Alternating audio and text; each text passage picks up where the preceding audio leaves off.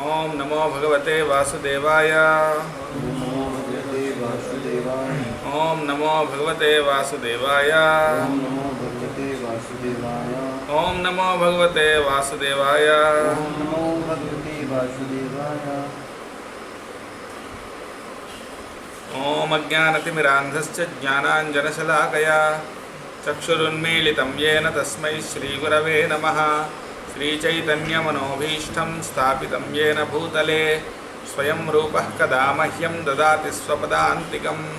वन्देऽहं श्रीगुरोः श्रीयुतपदकमलं श्रीगुरून् वैष्णवांश्च श्रीरूपं साग्रजातं सहगणरघुनाथान्वितं तं सजीवं साद्वैतं सावधूतं परिजनसहितं कृष्णचैतन्यदेवं श्रीराधाकृष्णपादान् सहगणललिता श्रीविशाखान्वितांश्च नमः। ॐ विष्णुपादाय कृष्णप्रेष्ठाय भूतले श्रीमते भक्तिवेदान्तस्वामिन्निति नामिने नमस्ते सारस्वते देवे गौरवाणी प्रचारिणे निर्विशेषशून्यवादि पाश्चात्यदेशतारिणे हे कृष्णकरुणा सिन्धो दीनबन्धो जगत्पते गोपेश गोपिकान्त राधाकान्त नमोऽस्तुते तप्तकाञ्चन गौरांगी राधे वृन्दावनेश्वरी वृषभानुसुते देवी प्रणमामि हरिप्रिये वाञ्छाकल्पतरुभ्यश्च कृपा सिन्धुभ्य एव च पतितानां पावनेभ्यो वैष्णवेभ्यो नमो नमः।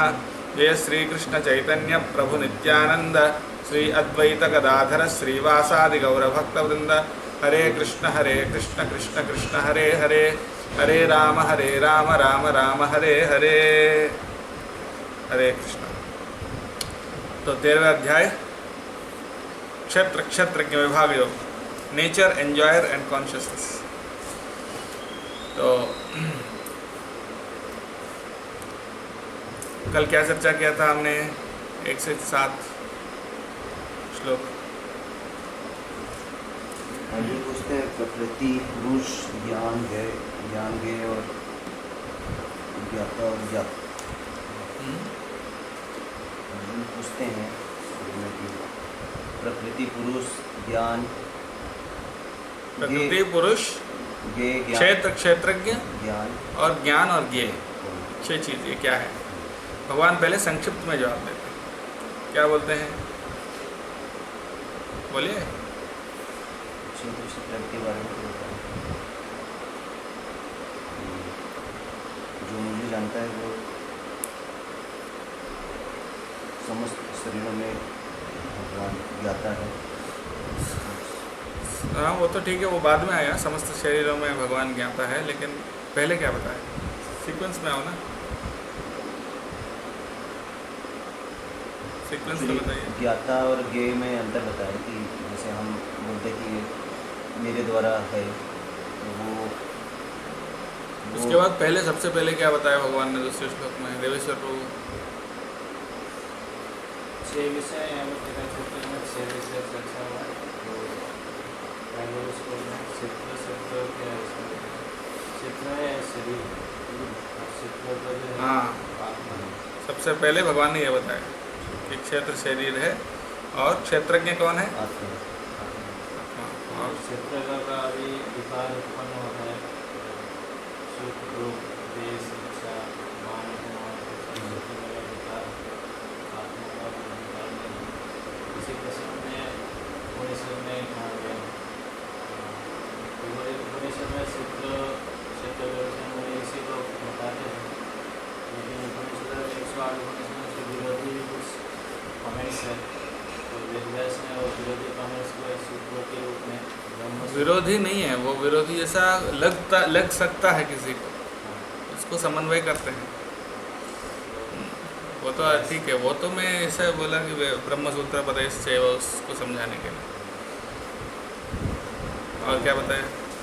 तो ये विषय को ब्रह्मसूत्र में कुछ सूत्र के रूप में क्षेत्रीय सत्य के विषय में ऋषिभिर्बहुधा गीतम छंदोभिर्विविधैः पृथक्। ऋषियों ने भी बताया, वेदों ने भी बताया और ब्रह्मसूत्रों में भी बताया। किसके बारे में? क्षेत्र क्षेत्रज्ञ के बारे में। और क्या बोला, डिस्कस किया था?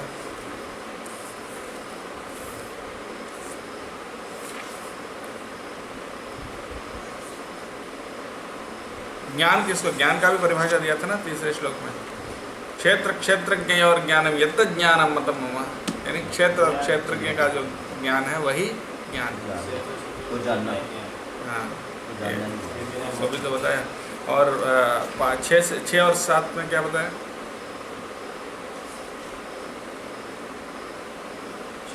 विकार है, विकार उत्पन्न होते हैं,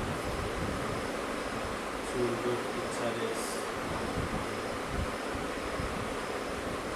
हाँ, मतलब पंचमहाभूत अहंकार बुद्धि है। पंचेंद्रिय का जो विकार है, हाँ, ये सब क्या है? ये क्षेत्र वाले का विकार है। ये मात्र प्रधान क्षेत्र और उसकी अंदर क्रिया सिर्फ विकार नहीं है, क्षेत्र और उसके विकार, क्षेत्र और उसके विकार, ये सब मिलाकर बता रहे हैं। क्या है? पंचमहाभूत है, अहंकार है, बुद्धि, प्रधान, इंद्रिय, 11 इंद्रियां और पंच इंद्रिय विषय, ये सब एक्चुअली क्या है, असल में क्षेत्र में आते हैं। और उसके विकार ये सब है, इच्छा, द्वेष, सुख दुख, संघात, चेतना, धृति, ये सब जो है उसके विकार हैं। क्षेत्र और उसके विकार मानी वो भी क्षेत्र के अंदर ही आता है।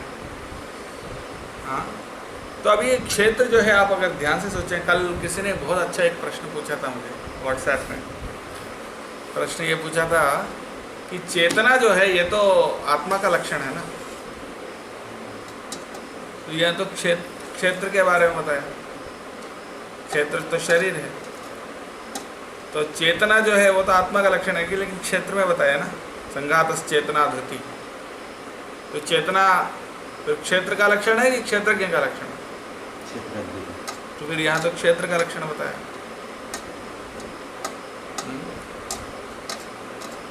समझ गए प्रश्न? बहुत सुंदर प्रश्न है, क्योंकि वो अभी इसके कारण लिप्त होती है, शरीर क्षेत्र के कारण लिप्त उसमें है, इसके लिए लिप्त होती है तो इसके लिए वो सही है, सही है। लेकिन एक्चुअल में बताएं, वो भी सही है एक्चुअली, उसी को थोड़ा और एक्सप्लेन कर सकते हैं। इसके लिए भगवान दूसरी जगह जवाब देते हैं भगवद गीता में। एक श्लोक है, पता नहीं कौन सा अध्याय में है, बताते हैं कि यथा प्रकाशयत्येकः कृत्स्नं लोकमिमं रविः सर्वत्रावस्थितो देहे प्रकाशयति भारत।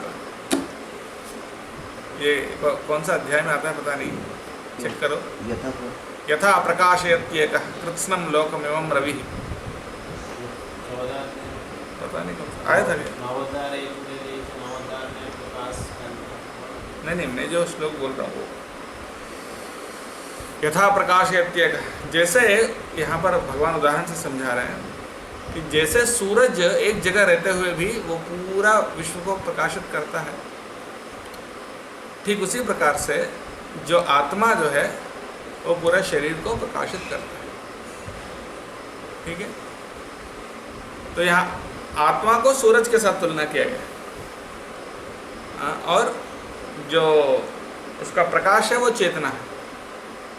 ओके, आत्मा सूरज जैसी है और सूरज का प्रकाश जैसा क्या है, चेतना है। हाँ, और देखो ये सूरज वाले उदाहरण है, दो अलग अलग संदर्भ में दिया जाता है। 13.34 हाँ, मतलब इसी अध्याय में आने वाला है आगे। तो आत्मा जो सूरज का उदाहरण कभी कभी भगवान के लिए दिया जाता है ना, भगवान सूरज जैसे हैं और उनके किरण आत्मा जैसा है कि नहीं? जो जीवात्मा है सूरज का किरण जैसा है और परमात्मा सूरज जैसे है। ये भी एक उदाहरण है, लेकिन यहाँ उसी उदाहरण को दूसरे तरीके से दिया जा रहा है। क्या है वो? आत्मा सूरज जैसी है, जीवात्मा सूरज जैसी है, और उसका प्रकाश जो है वो चेतना है, यानी चेतना उसके प्रकाश जैसी। Got it? समझ में आ रहा है? तो सूरज क्या है यहाँ पर? आत्मा है, और उसका प्रकाश क्या है? चेतना। और जैसे ही सूरज का प्रकाश जब इधर आता है तो वो प्रकाश यहाँ पर बहुत सारे विकार उत्पन्न करता है ना। सूरज का प्रकाश जब आता है तो पेड़ पौधे उगते हैं, सूरज का प्रकाश से ही कोयला बनता है, सूरज का जो प्रकाश शक्ति लेकर ही कोयला बनता है और पेट्रोल बनता है, तेल बनता है, सब है कि नहीं? तो सूरज का प्रकाश जो है उसी से ये सब बन गया। तो अब सूरज का प्रकाश जब धरती पे आता है तो वो अभी वो धरती का हिस्सा हो गया ना। एक्चुअली वो सूरज का शक्ति है, लेकिन इधर आने के बाद वो क्या हो गया? धरती का हिस्सा बन गया ना, अर्थ का हिस्सा बन गया। उसके कारण बहुत कुछ यहाँ हो रहा है। यदि भी वो सूरज की शक्ति है, लेकिन ये भी धरती का हिस्सा है यहाँ आने के बाद। उसी प्रकार से चेतना तो आत्मा का लक्षण है, लेकिन वो चेतना जब शरीर में आता है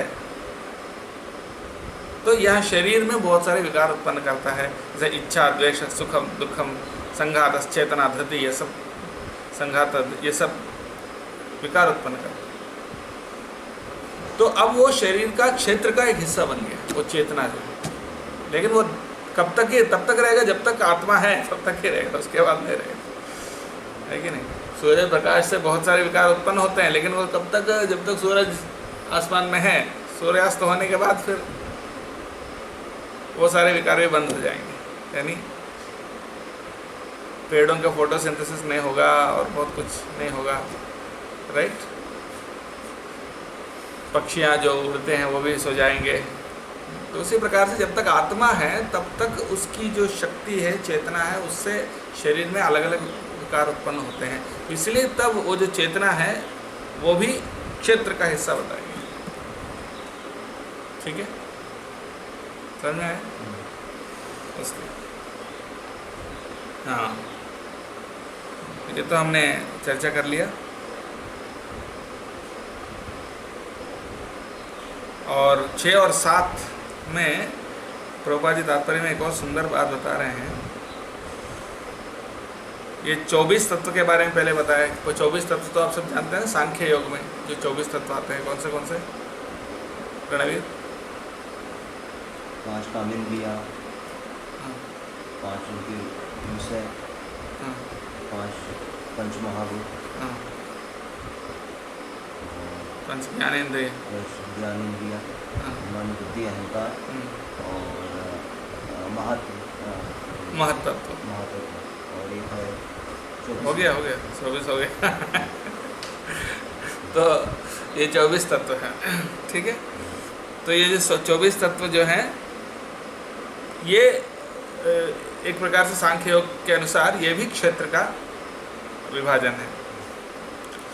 और बता रहे हैं कि जो पंच महाभूत हैं ये अहंकार का जो स्थूल स्वरूप है, अहंकार का स्थूल स्वरूप है ये पंच महाभूत।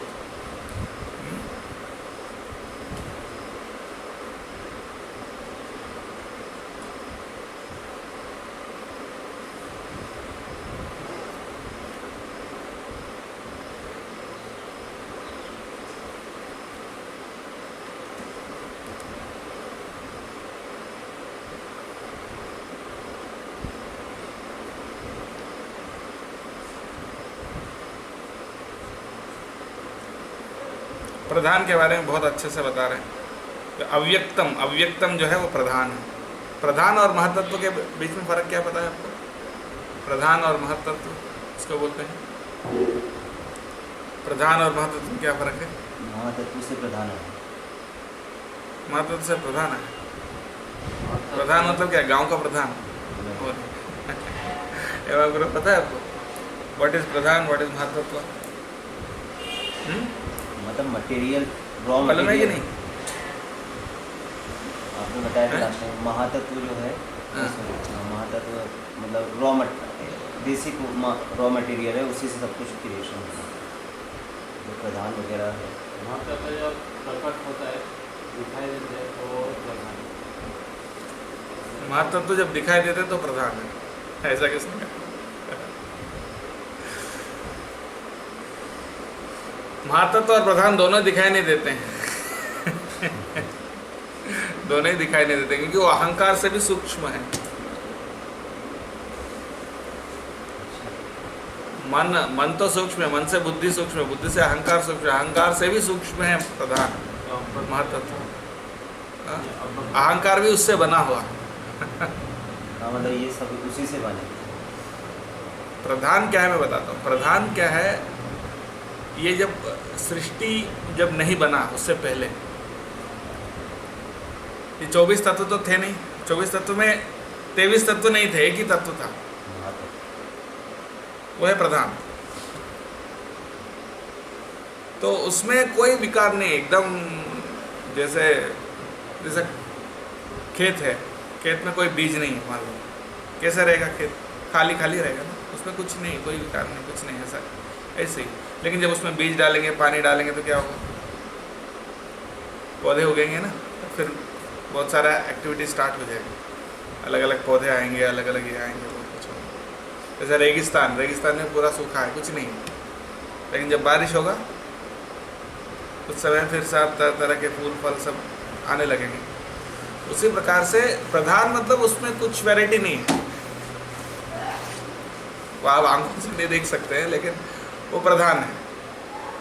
मतलब सृष्टि से पहले महाविष्णु जब उससे देख रहे हैं, उससे पहले वो प्रधान है।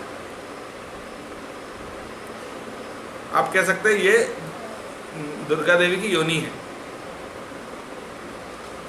और जब महाविष्णु देखते हैं तो जीव उसमें डालते हैं, जीवों को, है ना, जीवों को डालते हैं ना उनकी दृष्टि से, तो तब जो प्रधान है वो संक्षोभित होता है, संक्षोभित होता है, हाँ, संक्षोभित होता है मतलब एजिटेट होता है।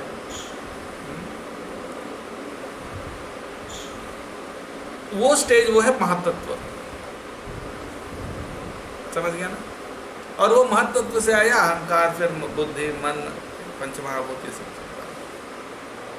अब समझ गए ना, महत्त्व और प्रधान में कोई फर्क नहीं है, एक ही फर्क है कि प्रधान में, प्रधान मतलब सबसे पहले था, सबसे पहले प्रधान था। इवन महाविष्णु का देखने से पहले जो था वो प्रधान है। और महाविष्णु जब उनको देखते हैं तो वो प्रधान के अंदर जीव चले जाते हैं, तो फिर वो मतलब फिर एक्टिविटी स्टार्ट हो जाता है, फिर 3 गुण अलग अलग हो जाते हैं। पहले 3 गुण भी एक साथ में थे, सत्वगुण, रजोगुण, तमोगुण अलग अलग नहीं थे, सब एक साथ में, वो है प्रधान। और जब महाविष्णु उस पर देखते हैं, ऐसे नज़र डालते हैं, तो फिर उसके अंदर सब 3 गुण अलग अलग हो जाते हैं, फिर उससे फिर अहंकार आता है, फिर बुद्धि, मन, ये सब अलग अलग एक के बाद एक प्रकट होना स्टार्ट होता है। तो प्रकट होना स्टार्ट होने से पहले जो है वो महत्त्व है, मतलब महाविष्णु का देखने के बाद उसके अंदर जब ये स्टार्ट हुआ, मतलब एजिटेशन स्टार्ट हुआ, तो महत्त्व और प्रधान में कोई फर्क नहीं है, एक ही बात है। लेकिन वो एकदम अव्यक्त है, वो तो इनएक्टिव है, प्रधान तो इनएक्टिव है और महत्त्व तो थोड़ा एक्टिव है, अभी वो जन्म देगा। जैसे आप ऐसा उदाहरण ले सकते हैं, जो गर्भ है, माता का गर्भ है, पुरुष का संयोग होने से पहले जो गर्भ है उसमें कोई बच्चा होगा क्या? नहीं होगा। लेकिन पुरुष का संयोग के बाद फिर धीरे धीरे करके बहुत सारे अंदर बहुत कुछ होने लगेगा, फिर धीरे धीरे करके वो बच्चा बड़ा होगा, पैदा होगा, राइट। तो उससे पहले वाला स्थिति जो है वो प्रधान है और उसके बाद वाला स्थिति महत्व। बट ये बता रहे हैं। चलो 8 और 8 से 12 एक साथ 5 श्लोक हैं। अमानित्वमदम्भित्वम् अहिंसा क्षान्तिरार्जवम् आचार्योपासनं शौचम् स्थैर्यमात्मविनिग्रहः इंद्रियार्थेषु वैराग्यम् अनहंकार एव च जन्म मृत्यु जरा व्याधि दुःख दोषानुदर्शनम् असक्तिरनभिष्वङ्गः पुत्रदारगृहादिषु नित्यं च समचित्तत्वम् इष्टानिष्टोपपत्तिषु मयि चानन्ययोगेन भक्तिरव्यभिचारिणी विविक्तदेशसेवित्वम् अरतिर्जन संसदि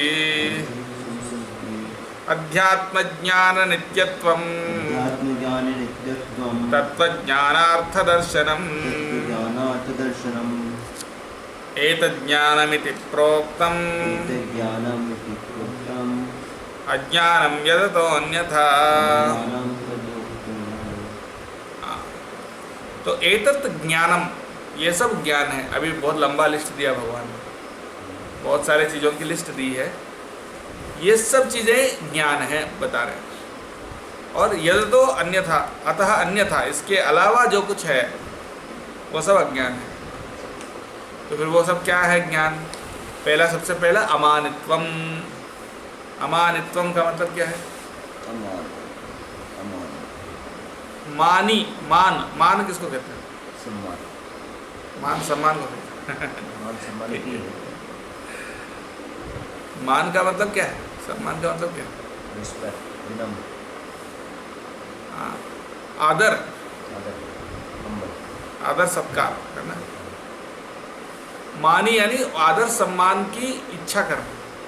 अमानित्वम यानी उसकी इच्छा नहीं करना। हाँ, ये पहला ज्ञान का लक्षण है, आदर सम्मान की इच्छा न करना। लोग मुझे आदर करें, सम्मान करें, ये जो इच्छा है ना, ये अज्ञान का लक्षण है। तो सबसे पहला ज्ञान का लक्षण तो भगवान ने बताया कि अमानित्वम यानी मान सम्मान की इच्छा नहीं। उसके बाद अदम्भित्वम। दंभ किसको कहते हैं?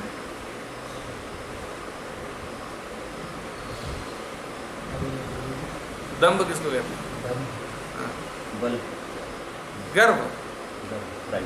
प्राइड। अदम्भित्वम यानी प्राउड नहीं होना।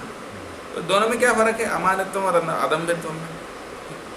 इंग्लिश में बोलते हैं ह्यूमिलिटी और प्राइडलेसनेस। दोनों में क्या फ़र्क है? कोई बता सकता है? अमानित्वम और अदम्भित्वम। अमानित्व मतलब अपने लिए सम्मान की इच्छा न करना, और अदम्भित्व मतलब अहंकार ना होना। पर दोनों लगभग ऐसा लगता है कि पर्यायवाची हैं, लेकिन दोनों में थोड़ा सा अंतर है। कोई बताना चाहते हैं? Hemant, what is the difference? दोनों तो ऐसे प्राइड, ईगो के कारण ही आते हैं। दोनों तो अहंकार के कारण ही है, लेकिन अंतर ये है कि प्राइडलेस क्लियर नहीं है। अनाभिमान जैसे किसी विषय से कोई अटैचमेंट नहीं होता, अभिमान नहीं होता, अभिमान नहीं होता। अगर किसी से अटैच होता है तो कुछ प्राइड होता है, ब्रह्म होता है। अटैचमेंट होना और नहीं होना। अटैचमेंट, अटैचमेंट आसक्ति, थोड़ा सा आसक्ति या आसक्ति से ये अलग चीज़ है। आसक्ति से मतलब नहीं है। हेमंत प्रभु, आपका क्या विचार है?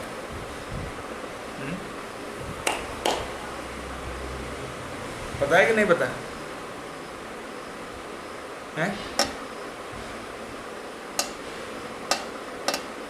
बताओ, what is the difference between humility and प्राइडलेसनेस?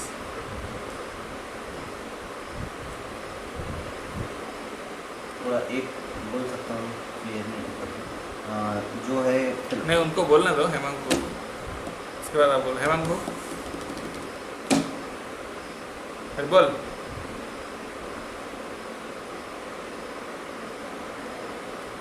पता है कि नहीं पता है?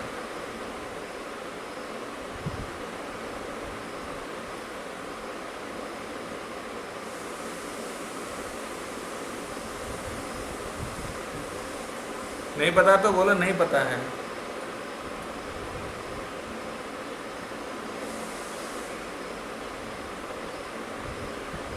हाँ, तुम बोलो।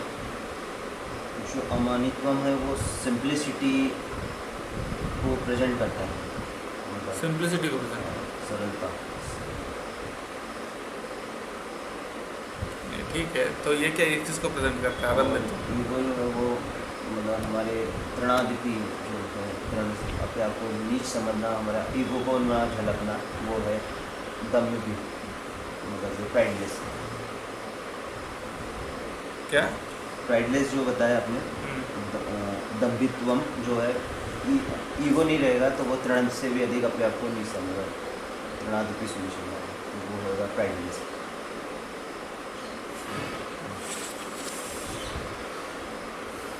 अमानित्व का मतलब यह है कि आप दूसरों से सम्मान की अपेक्षा नहीं कर रहे हैं, ठीक है।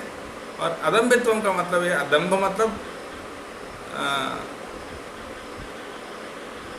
दम्भ का मतलब ये दिखावा भी रहता है उसमें, दिखावा कि देखो मैं कितना महान हूँ, सब देखो, मेरी ग्रेटनेस पहचानो, मेरी महानता को पहचानो आप, ऐसा जो होता है ये जो है दंभ है। लेकिन वो दंभ ना रहना, यानी दिखावा ना करना।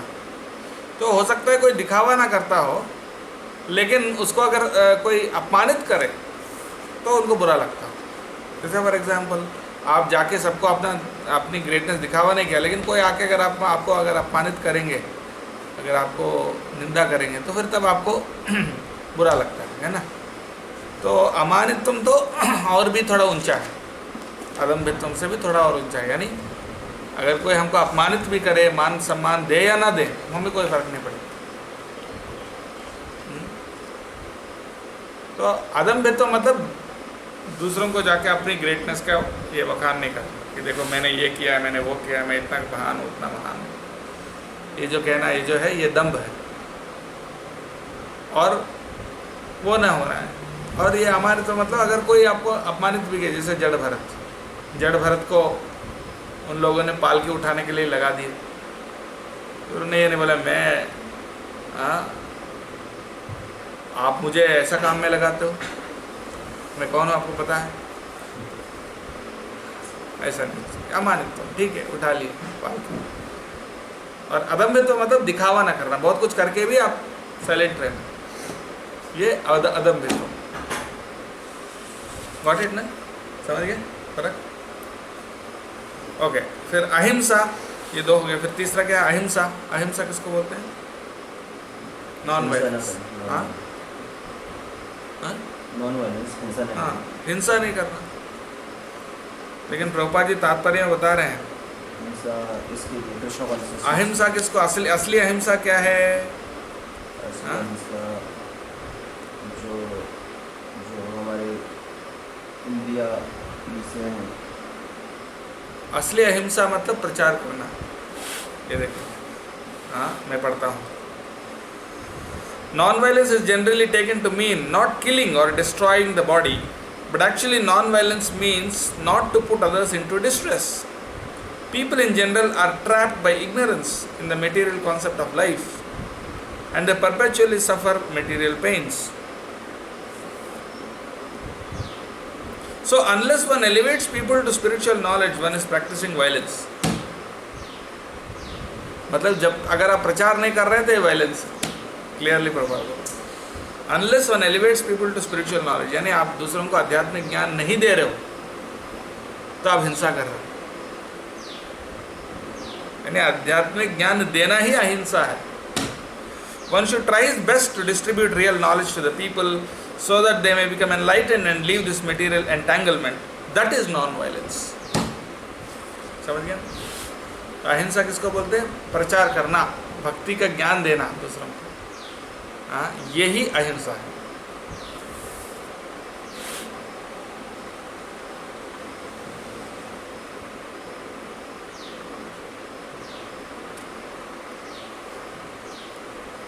ठीक है? फिर अहिंसा, फिर शांति। शांति मतलब शांति नहीं, शांति, हाँ, शांति। शांति का मतलब सहनशीलता, सहिष्णुता। आर्जवम, आर्जवम का मतलब सरलता। ठीक है, सरल रहना। सरलता किसको बोलते हैं?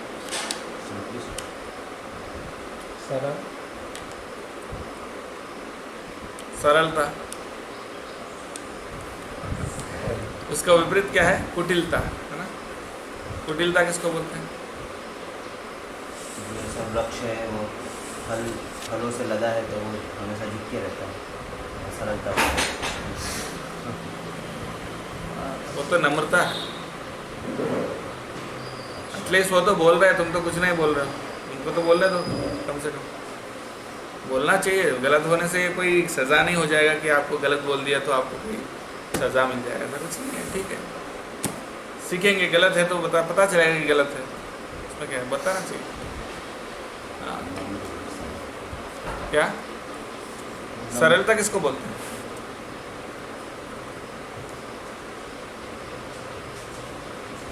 जिसमें मतलब ईगो वगैरह ये सब काम को लोग मतलब सिंपल रहे तो ना हो। इंग्लिश में रिपीट कर दिया उसको, सिंपल हार्ट है। मंगनी भाई हाँ। सरल और नम्रता दोनों एक दूसरे से कभी कभी क्या तुम्हारा कुछ नट लूज हो जाता है क्या दिमाग में? क्या पता नहीं क्या हो, बोलना बंद करो। चलो आप बोलो। किसी भी चीज़ को आसानी से सहज रूप से ग्रहण करना, स्वीकार करना। हाँ, कोई कुछ बोला बिना कुछ कमेंट्स के कुछ ग्रहण करना, उसको एप्लीकेस करना। कुछ भी बोले तो स्वीकार कर लेना, ऐसा वो भी उसकी तरफ से आना चाहिए। ऐसा नहीं। सरलता का मतलब ये होता है कि दिखावा सरल। डुप्लिसिटी नहीं रहना। यानी डुप्लिसिटी का हिंदी शब्द क्या है?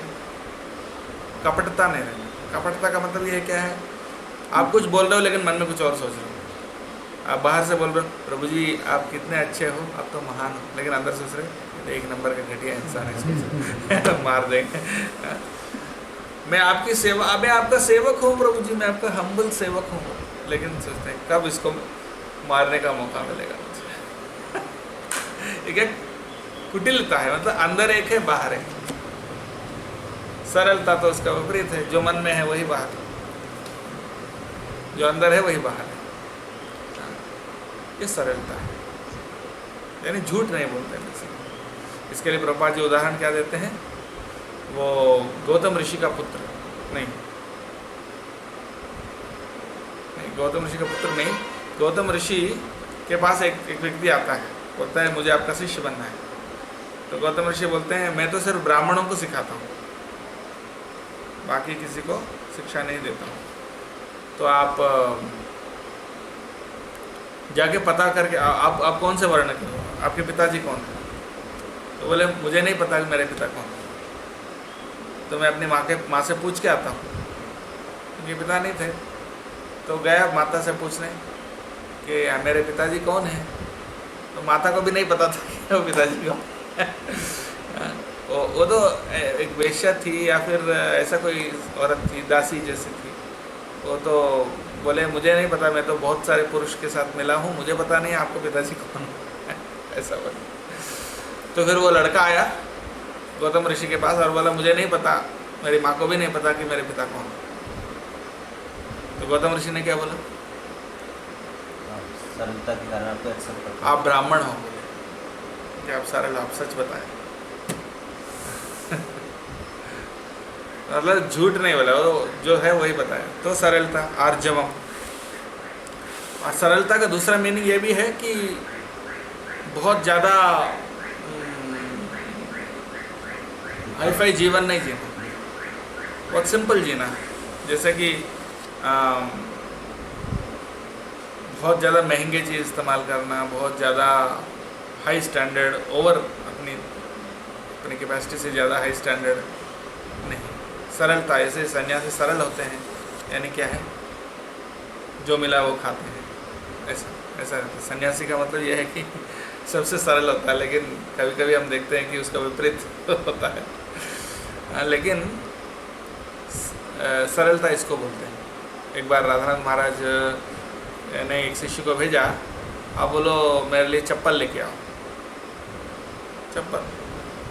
तो फिर वो शिष्य गया और किसी एक और डिवोटी को बताया कि महाराज के लिए चप्पल चाहिए, सॉरी महाराज के लिए ऐसा नहीं बोले, चप्पल चाहिए सब। तो वो 100 रुपये या 150 रुपये का कोई बहुत सस्ता जो चप्पल होता है ना, सबसे सस्ता जो चप्पल होता है वो लेके आए। और वो डिवोटी को पता नहीं था किसके लिए मंगाया, जो लाया था वो तो ऐसे ही लाया था, बस ब्रह्मचारी ने बोला चप्पल चाहिए तो बोला चप्पल लेके आया। तो बात देखा कि ये तो महाराज यूज़ कर रहे हैं, तो उनने बोला कि अगर मुझे पता होता था कि महाराज के लिए तो मैं अच्छा वाला लेके आता था, महंगा वाला लेके आता। लेकिन हाँ, महाराज चाहते थे कि वही सिंपल वाला यूज़ करें, बहुत सस्ता वाला चप्पल यूज़ किए और बहुत समय तक ऐसा। तो सरलता, सरल, नीचे भी बैठ सकते हैं, ऐसा नहीं कि मुझे कोई बहुत बड़ा सिंहासन व्यासासन देंगे तभी बैठूंगा मैं, ऐसे नीचे थोड़ी बैठ सकता हूँ। सरलता का मतलब ये है जो मिले वो एक्सेप्ट कर लें। फिर उसके बाद आचार्योपासनम। आचार्योपासनम किसको बोलते हैं?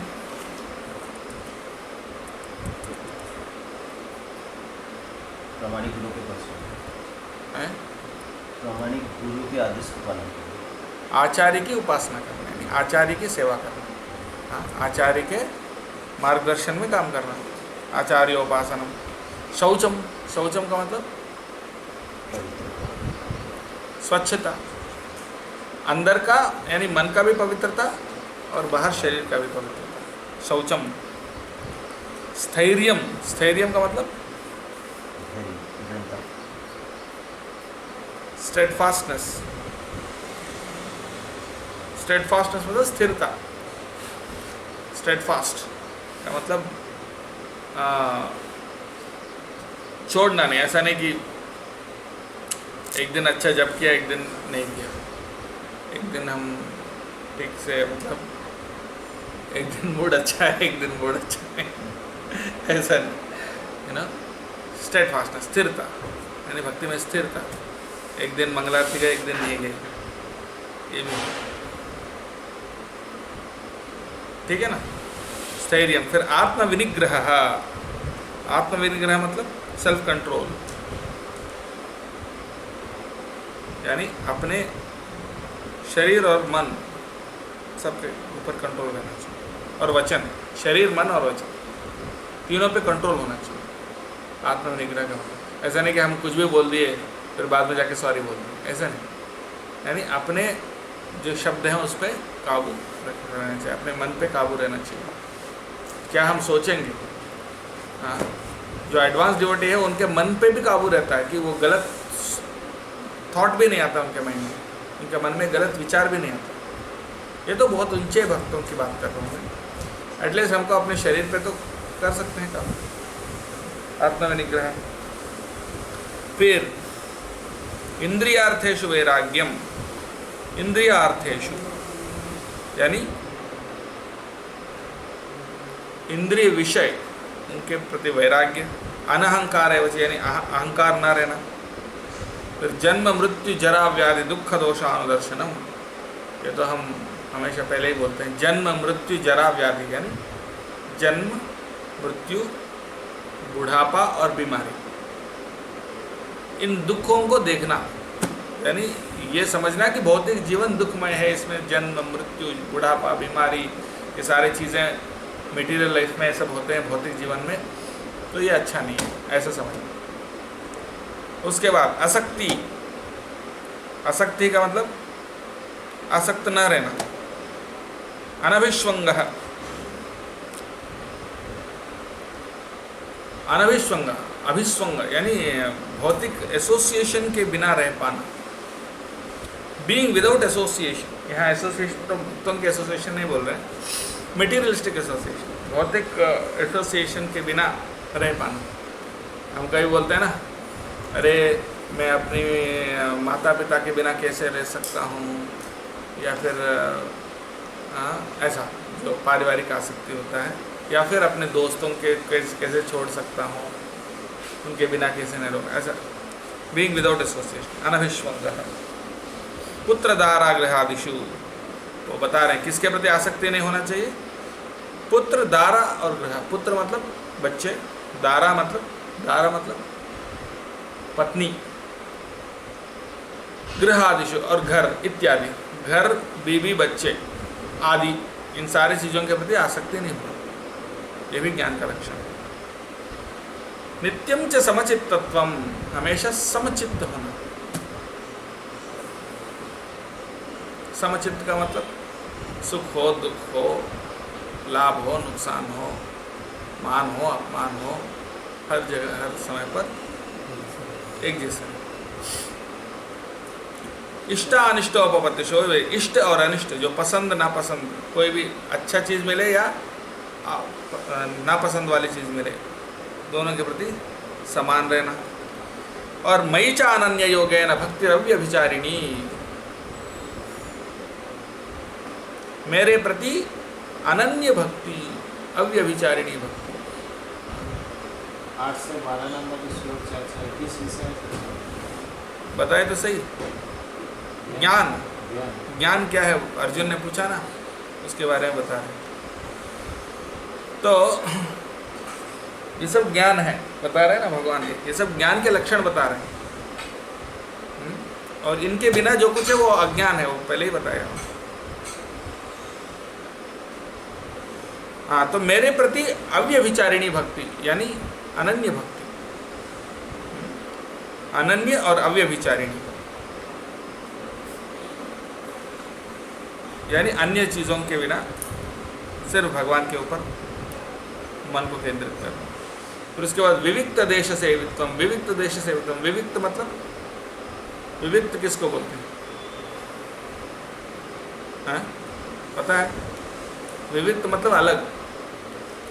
विविक्त देश सेवित्वम यानी अलग रहना, मतलब भीड़ भाड़ से अलग रहना, दूर रहना। विविक्त देश सेवित्वम, अलग जगह रहना, मतलब सब जैसे सब लोग जहाँ रहते हैं उससे थोड़ा दूर रहना, भीड़ भाड़ से अलग रहना, एकांत, एकांत को पसंद करना, एकांत में रहना पसंद करना, इसको बोलते हैं विविक्त देश सेवित्वम। फिर अरतिर जन संसदी, जन संसदी यानी लोगों के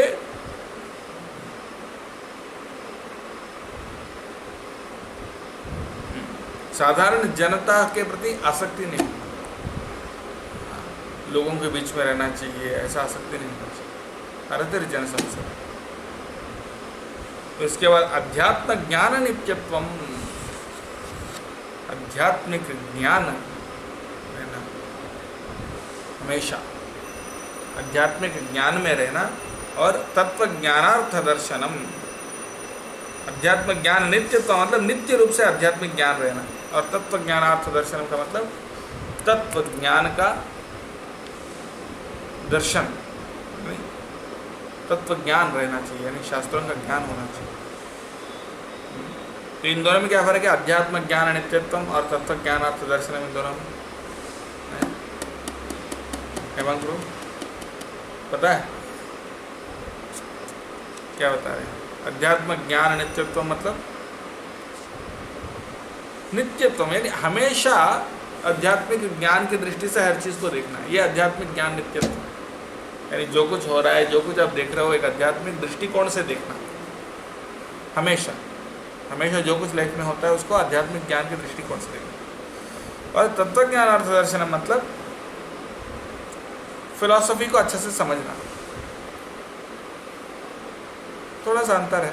शास्त्रों को अच्छे से समझना, गीता, भागवत और उपनिषद, इन सब चीज़ों को अच्छे से समझना, ये तत्व ज्ञान अर्थ दर्शन, वेदांत सूत्रों को समझना।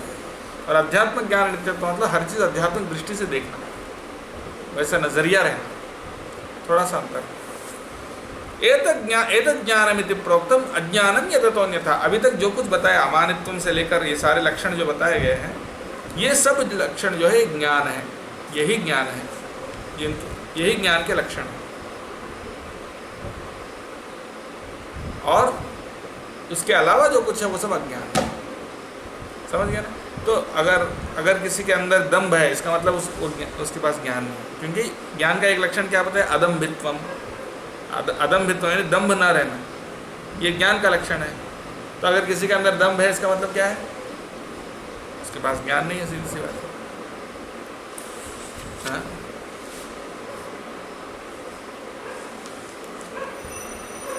ऐसा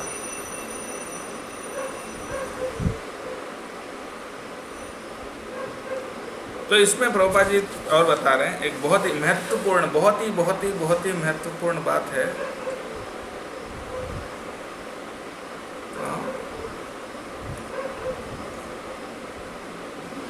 महत्वपूर्ण बात क्या है?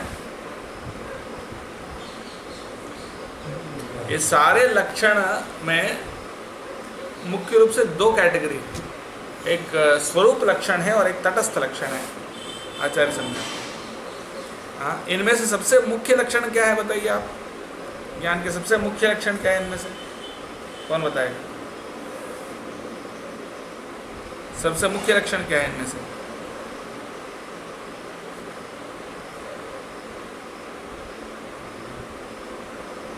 मयि चानन्य योगेन भक्तिरव्यभिचारिणी, यानी भगवान के प्रति जो शुद्ध भक्ति होना है, वो तो इन सबका प्रधान है ना, सबसे मेन है ना वो तो मुख्य लक्षण जो है उसको स्वरूप लक्षण बोलते हैं।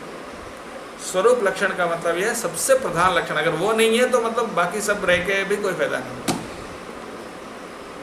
इसीलिए उसको बोलते हैं स्वरूप लक्षण। ओके, और बाकी लक्षण जो है वो तटस्थ लक्षण।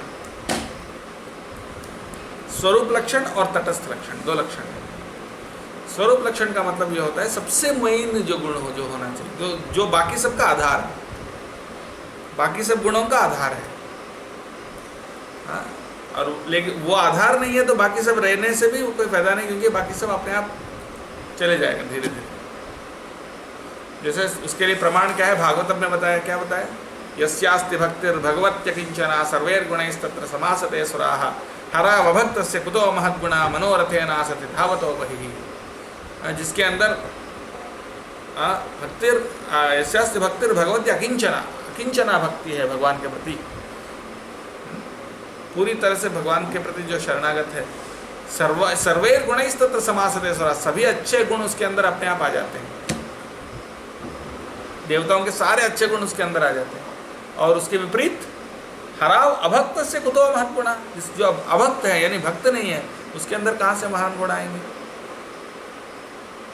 अगर होंगे, जैसा लगता है कि उसके अंदर कुछ अच्छे गुण हैं, लेकिन भक्त नहीं है वो, लेकिन उसके अंदर कुछ अच्छे गुण है ऐसा लगता है, लेकिन वो मनोरथेन असति धावतो बहिः, वो मानसिक स्तर पर है। वो सारे जो अच्छे गुण जो दिख रहे हैं आपको, वो रियल नहीं है, वो मानसिक स्तर पर है।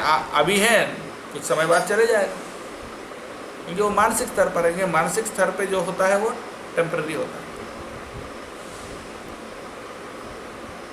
धावतो बहिः मतलब वो एक्सटर्नल है वो सब। लेकिन जिसके अंदर भगवान की शुद्ध भक्ति है, अगर उसके अंदर बाकी गुण नहीं भी हो तो धीरे धीरे वो डेवलप हो जाएंगे। सर्वैर गुणैस्तत्र समासते सुराः, अपने आप आएंगे धीरे धीरे करके, सारे अच्छे गुण आ जाएंगे। तो ये इसीलिए यहाँ पर ये सारे जो ज्ञान के लक्षण बताए गए हैं, इन सारे लक्षणों में से सबसे प्रधान लक्षण है क्या? भगवान की शुद्ध भक्ति, भगवान के प्रति शुद्ध भक्ति होना। अगर वो है तो बाकी सब अपने आप आ जाएंगे। और वो नहीं है तो बाकी सब रह के भी कोई फायदा नहीं। ऐसा समझ गया ना? तो वो स्वरूप लक्षण सबसे प्रधान है। लेकिन ये स्वरूप लक्षण को ये स्वरूप लक्षण जो है उसको सपोर्ट करने वाला एक और लक्षण है। वो क्या है पता है?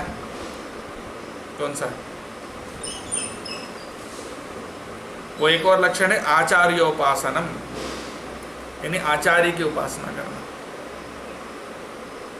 आचार्य की उपासना करेंगे, जो शुद्ध वैष्णव की उपासना, शुद्ध वैष्णव आचार्य की उपासना करेंगे, यानी उनकी सेवा करेंगे, उनकी इंस्ट्रक्शंस फॉलो करेंगे, तो क्या होगा? अपने आप शुद्ध भक्ति भी आ जाएगी। वो शुद्ध भक्ति ही सिखाएंगे। आचार्य क्या सिखाएंगे? खाओ पियो मौज करो, ऐसे सिखाएंगे? ऐसा सिखाएंगे तो आचार्य है ही नहीं। वो ये सिखाएंगे शुद्ध भक्ति करो। तो इसलिए वो स्वरूप लक्षण को ही सपोर्ट करता है आचार्य उपासना। तो ये दो लक्षण सबसे प्रधान है, ये आचार्यों की व्याख्या है। ठीक है, तो ये सब आप समझ गया ना? उसके बारे में प्रभुपाद जी बहुत लंबा तात्पर्य दे रहे हैं, बहुत सारे अच्छे अच्छे पॉइंट्स हैं इसमें। बार बार 2-3 जगह प्रभुपाद जी ने बताया, 2 जगह हरे कृष्णा कृष्ण कृष्णा हरे हरे, हरे राम राम राम हरे हरे, इसका जप करना। इससे क्या होता है? जो स्वच्छता के बारे में बताया ना, उससे वो भी मन स्वच्छ हो जाता है। और आसक्ति को छोड़ना, उसके लिए भी क्या प्रभुपाद जी तात्पर्य में बताया, वहाँ पर भी बताते हैं कि हरे कृष्ण मंत्र का जप करेंगे तो आसक्ति अपने आप चली जाएगी। घर, बीवी, बच्चे, इन सब चीज़ों को। ठीक है, और बहुत लंबा तात्पर्य है, उसको तो मैंने लगभग मुख्य पॉइंट्स तो मैंने समझा दिया है।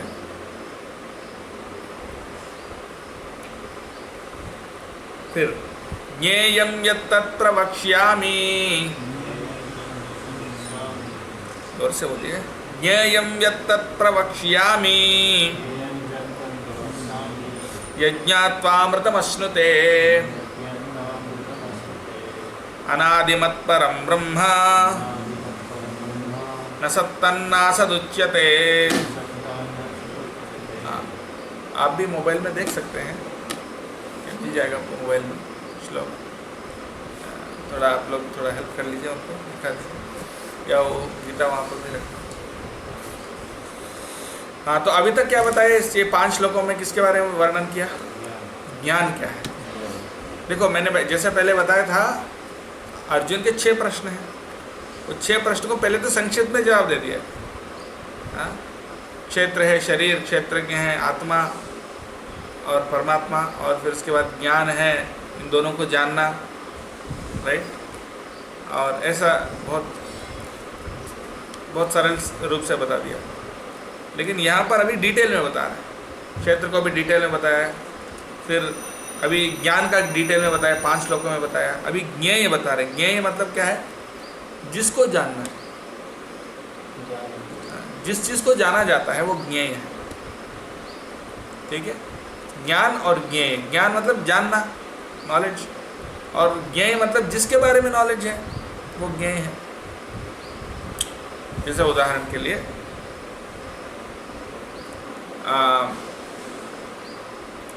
नरेंद्र मोदी, ठीक है, उनके बारे में आप क्या जानते हैं?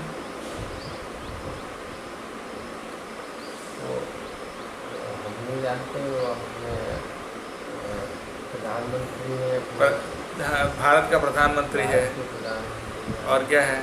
वो आरएसएस के कार्यकर्ता थे पहले, अभी भी है, बोलते हैं अभी भी आरएसएस के कार्यकर्ता हैं। ठीक है, गुजराती हैं। हाँ, उनके कोई शादी नहीं किया था, लेकिन छोड़ दी है एक समय पर। कोई बच्चे तो नहीं है उनके माता वगैरह, भाई वगैरह वहाँ रहते हैं। कहाँ? गुजरात में रहते हैं। तो उससे पहले मुख्यमंत्री रह चुके थे 3 बार गुजरात के। ये सब नॉलेज है, लेकिन ये ज्ञान है। और ज्ञेय क्या है? किसके बारे में ये सब है? किसके बारे में? नरेंद्र मोदी, वो ज्ञेय है। यानी जिसके बारे में आप जान रहे हैं वो ज्ञेय है, और जो जानकारी है वो ज्ञान है। Got it? ज्ञान और ज्ञेय। ज्ञान मतलब ज्ञान, जानना। ज्ञेय मतलब जिसके बारे में जानना है वो ज्ञेय है। तो अभी बोल रहे ज्ञेयम यत्तत् प्रवक्ष्यामि, जो ज्ञेय क्या है वो मैं बताता हूँ। यज्ञात्वा अमृतमश्नुते, जिसको जान के क्या होगा? अमृत को प्राप्त करेंगे। अनादिमत् परम ब्रह्म न सत्तन्नासदुच्यते।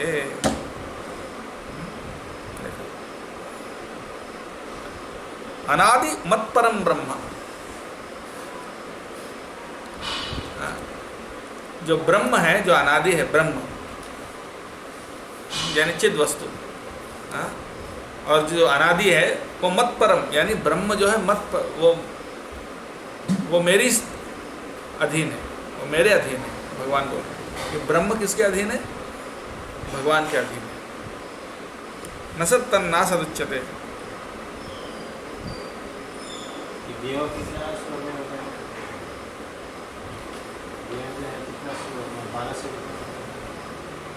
वो ज्ञान है 8 से 12 के बाद। हाँ, ये अभी बता रहे हैं ना,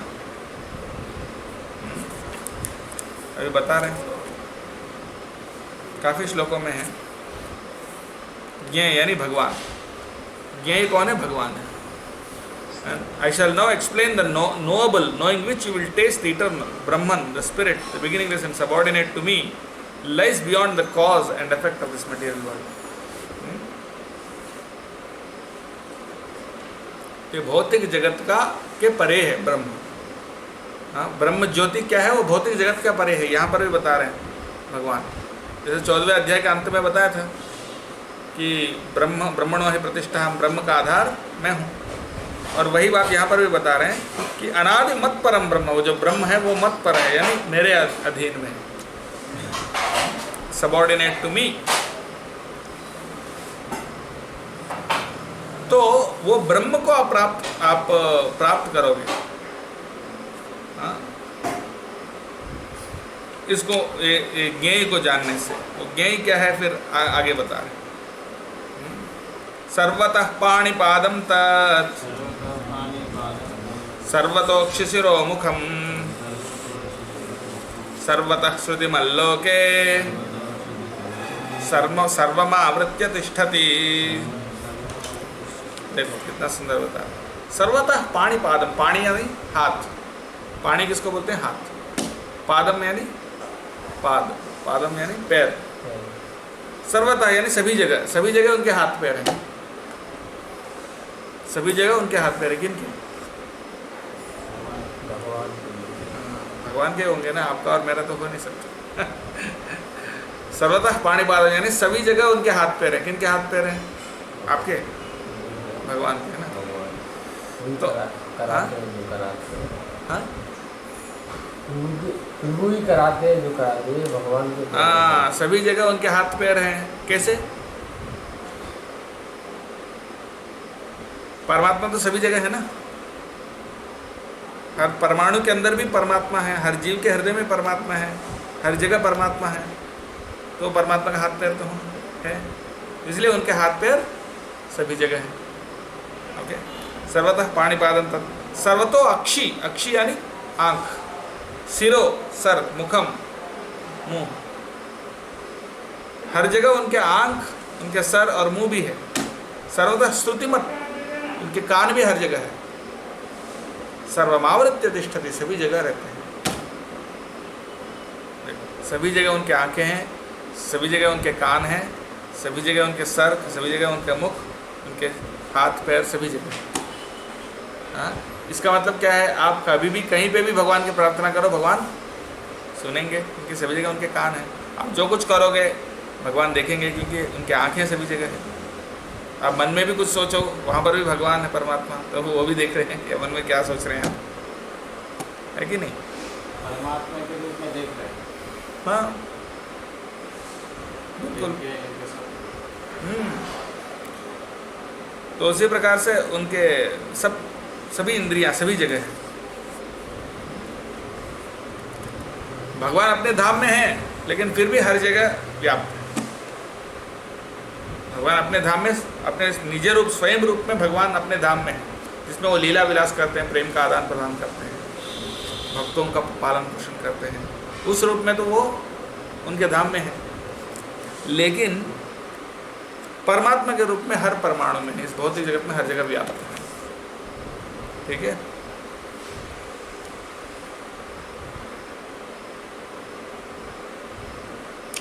आगे, सर्वेन्द्रिय गुणाभासम सर्वेन्द्रिय विवर्जितम असक्तम सर्वभृच्चैव निर्गुणम गुणभोक्तृ च। सर्वेन्द्रिय गुणाभासम सर्वेन्द्रिय विवर्जितम, सभी इंद्रियां उनके अंदर है और कोई इंद्रिया नहीं है। देखो, सर्वेन्द्रिय गुणाभासम, सभी इंद्रियां और सभी गुण का स्रोत है। सभी गुण और सभी इंद्रिय के भगवान स्रोत हैं, लेकिन सर्वेन्द्रिय विवर्जितम, उनके कोई इंद्रिया नहीं भी है। ये कैसे? निर्गुणम गुणभोक्तृ च, उनके अंदर गुण नहीं है, लेकिन गुण है भी, गुणभोक्तृ च, गुणों का मालिक है। यानी वो किसी गुण से बंधे नहीं है, लेकिन सभी गुण के आधार वो है, सभी दिव्य गुण के वो आधार हैं। इसका मतलब ये है कि सभी इंद्रियां और सभी गुण उन पर डिपेंड करते हैं, लेकिन वो उन इंद्रियों पर डिपेंड नहीं करते हैं। ये कहने का मतलब, जैसे अगर हमको आंख नहीं होते हैं तो हम क्या देख सकते हैं? अगर हम अंधे हो जाएंगे तो क्या देख पाएंगे? नहीं देख पाएंगे ना। हाथ पैर नहीं है, पैर नहीं है तो चल सकते हैं क्या? नहीं चल सकते। लेकिन भगवान ऐसा नहीं है। भगवान किसी इंद्रियों पे डिपेंड नहीं करते हैं, उनके कोई भौतिक इंद्रिया नहीं है हमारे जैसे। हमारे भौतिक इंद्रियां हैं, लेकिन भगवान की भौतिक इंद्रियां नहीं है। हाँ, असक्तम सर्वभृत चैव, सर्वभृत यानी सभी को भरण करने वाले, भृत यानी भरण करने वाला। भर्ता शब्द आते हैं ना, भर्ता यानी भरण करने वाला भर्ता होता है, भृत यानी वही है। सर्वभृत यानी सभी को भरण पोषण करने वाले भगवान। सर्वभृत चैव, सभी को भरण पोषण करते हैं लेकिन किसी चीज से आसक्त नहीं है। ये सभी को पालन पोषण कर रहे हैं, पूरे सृष्टि को मेंटेन कर रहे हैं, पूरे सृष्टि को मेंटेन कर रहे हैं, पालन कर रहे हैं, लेकिन किसी जीव से, किसी व्यक्ति से कोई आसक्ति या किसी सृष्टि, उनकी सृष्टि से उनके कोई आसक्ति नहीं है। ये है, समझ गया ना? सभी इंद्रियां उनसे ही आए हैं, लेकिन हमारे जैसे भौतिक इंद्रियां नहीं है। प्रभुपाद जी बोलते हैं, क्योंकि उनके जो इंद्रियां वो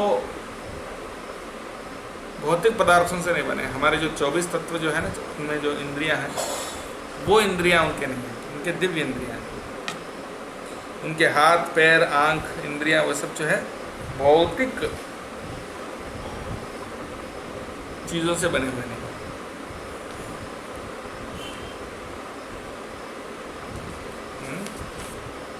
ऐसा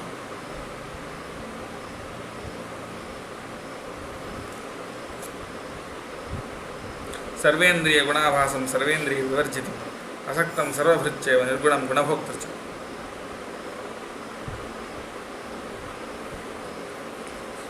समझ गया ना? यहीं पे रखते हैं। आज 8 से 15 यानी 8 श्लोक हमने चर्चा किया। ठीक है, और कोई प्रश्न किसी को?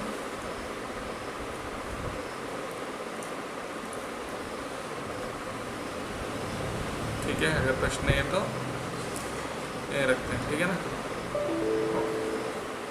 तो ये जो ये सेक्शन है, ये थोड़ा सा फिलोसॉफिकल सेक्शन है भगवद गीता का। क्षेत्र क्षेत्रज्ञ विभाग योग है ना, तो ये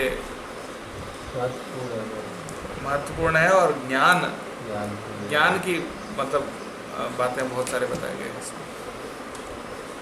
ठीक है, बहुत बहुत धन्यवाद। श्रीमद् भगवद गीता की, श्रील प्रभुपाद की, और प्रेमानंद।